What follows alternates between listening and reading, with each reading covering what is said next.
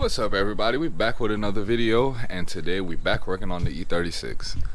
Yeah, so I'm back working on the E36 today. This isn't really any big mods coming. This is more of like preventative maintenance, just trying to help with the efficiency on track. And also, I'm kind of looking at it as more of a track prep because I'm doing an oil change and stuff too. So let me just show you what we got going on. So first things first, like I said with the oil change, normally I run Pennzoil Platinum, but the store was sold out. Kind of everywhere around me was sold out. I went to the parts store, then I went to Walmart, and they didn't have Pennzoil Platinum in 5W30 anywhere.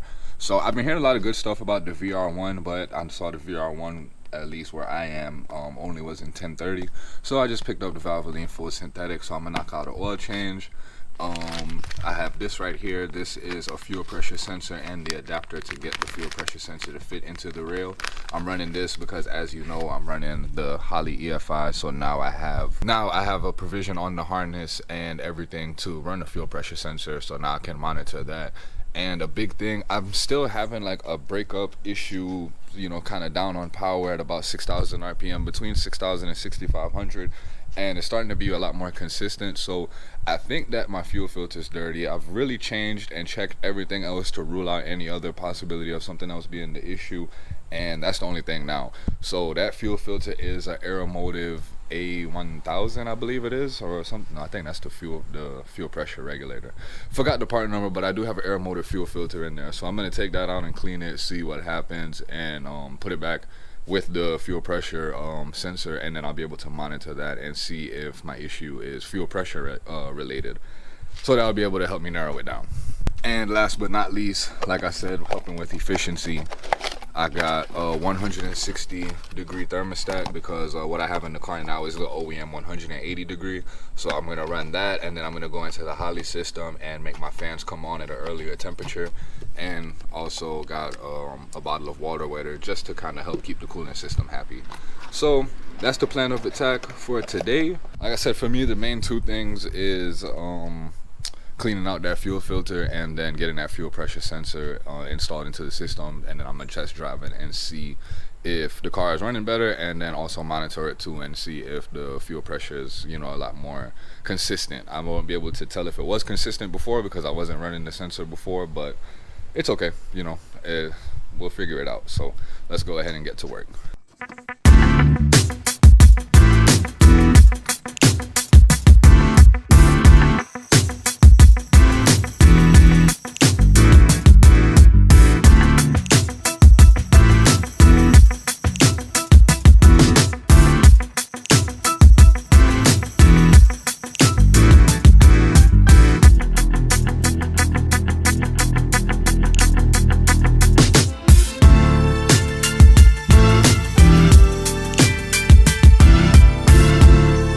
I definitely think that was an issue because look at this. Look how dirty that is. That is filthy. Yeah, so let's get that cleaned out, and hopefully that was the problem. That is disgusting. Look at that. God. But also that is the side that is pre-filter, but still. So the fuel filter is fighting me a bit because it bottomed out at some point in time, and you see it bottomed out where you're supposed to open it. So I'm gonna try and get it open. Hopefully we can get it open, and if we do get it open, hopefully it seals when I put it back together. But I'm gonna go ahead and prepare to buy another one of these just in case it doesn't seal, so I'm not late for my next track day because I'm trying to do this track prep early. In the meantime, I'm gonna go ahead and attach my fuel pressure sensor. So I'm gonna go ahead and put the fitting in between the rail and the crossover, slide the fitting in, not the fitting, the sensor, and we'll be good to go. And then I can go ahead and change out my thermostat and do an oil change, and we'll be done.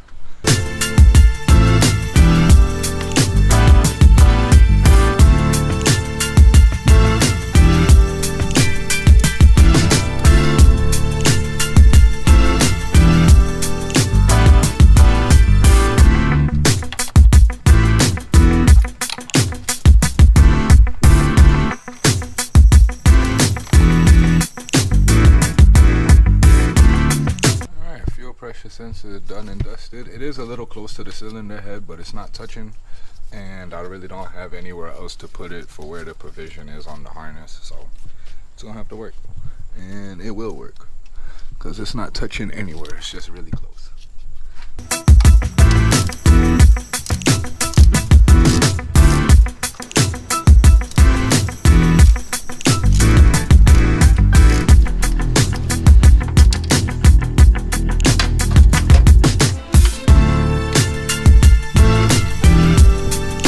So it looks like I'm gonna have to call it a day right here until I go and make a run to Summit, because I had the built-in thermostat that was built into the housing. I didn't know that. If you can see down in there, I'm not sure if you can really see, but it is built in.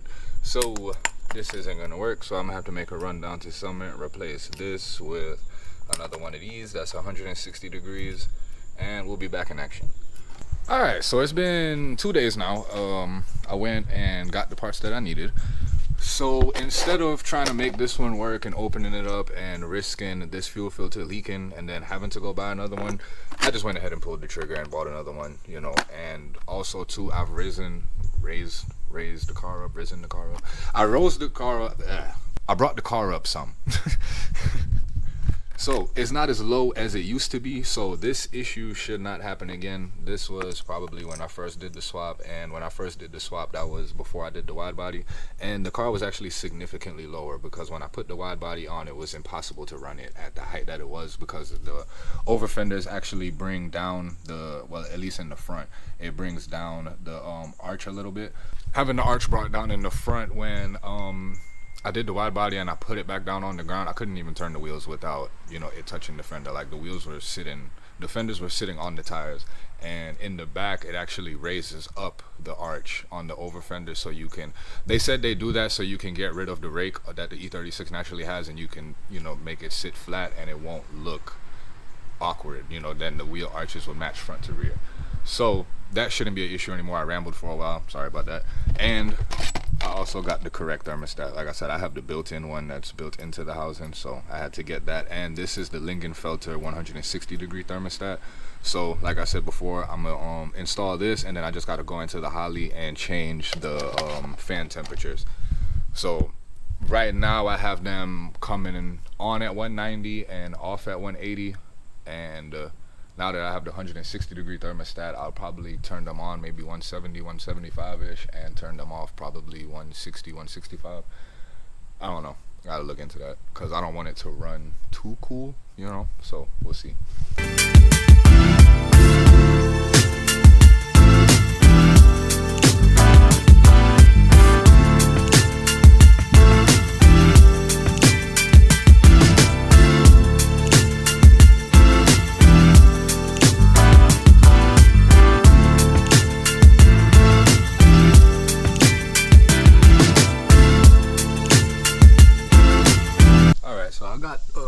System filled up, well, mostly filled up.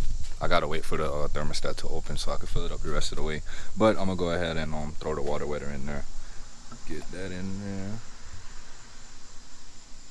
And I lost a bit of coolant while I was taking everything apart. Like, once I took out the thermostat, all the coolant that was in the engine leaked out. So with the water wetter, I'm gonna probably more than likely just add the rest of, like, to fill up the coolant system. I'm probably just gonna use water, because I already have coolant in there and antifreeze, so probably just kind of dilute it a little bit with some more water. Hopefully that helps cool it down a bit more too. All right, so we all back together, got fresh oil, reused the coolant because it was clean and basically brand new, just added in some water wetter. But like I said, I'm gonna have to add some more water because I lost the coolant that was in the engine when I took out the thermostat. Got the fuel filter in, and that's the last thing. Fuel pressure sensor is in, so now we can go ahead, prime the system. Oh, look at that, it's starting to bleed. Oh, I got nervous, it stopped when I came over. Yeah, but it's bubbling down slowly. So I'm gonna go ahead prime the fuel system a few times, make sure we won't have no leaks, and then go ahead and start it up and let it run up to temperature, make sure everything is working how it's supposed to, and we'll be good.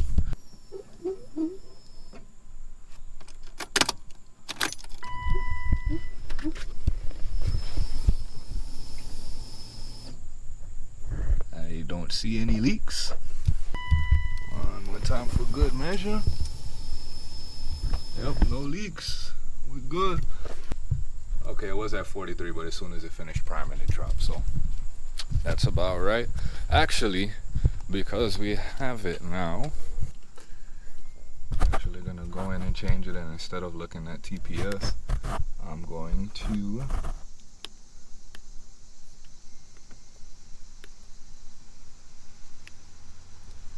make that my fuel pressure.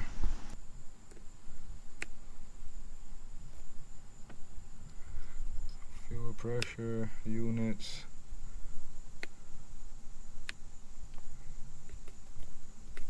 Make that PSI.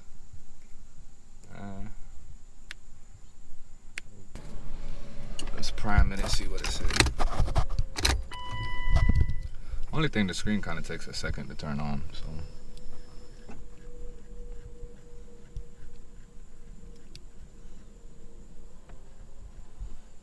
Okay, yep, 26. Alright, cool. So, guess I'll give y'all a cold start.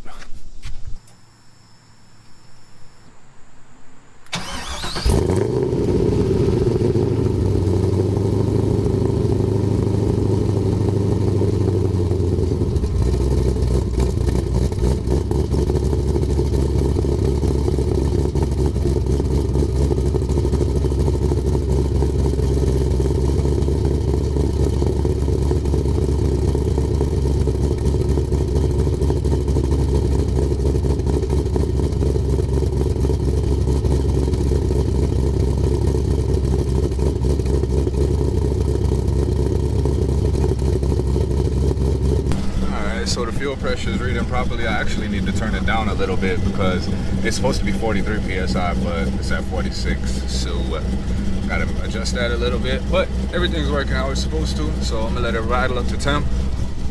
Let the thermostat open and top off the system, and then we'll be good to go. Alright, so it's been running about 10 minutes now. Everything's good. There's no leaks or anything. Don't mind the squeaking though, because some coolant got on the belt, and I'm pretty sure that's what's causing it. But topped off the coolant. That's good. Thermostat open how it's supposed to. Fans came on.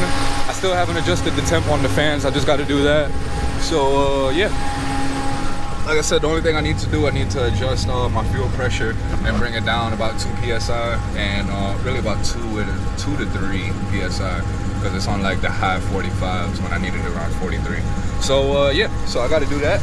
But yeah, everything's good. Like I said, it's been running about 10 minutes now, and everything's good. So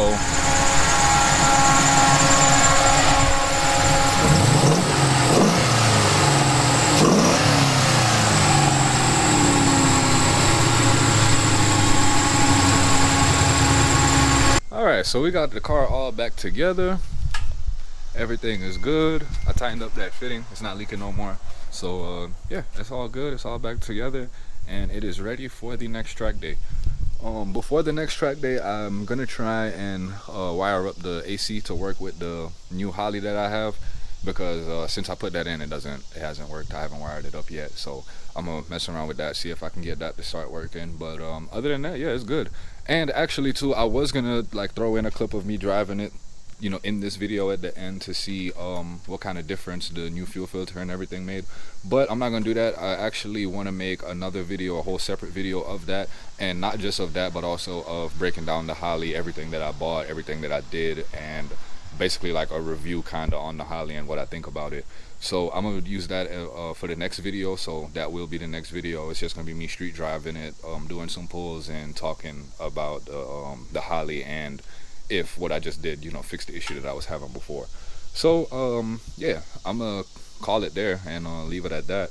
Yeah, so if you tuned in, I appreciate you watching. I appreciate you subscribing, and hope to see you next time when I'm actually out driving it. So I'll let y'all go. See you.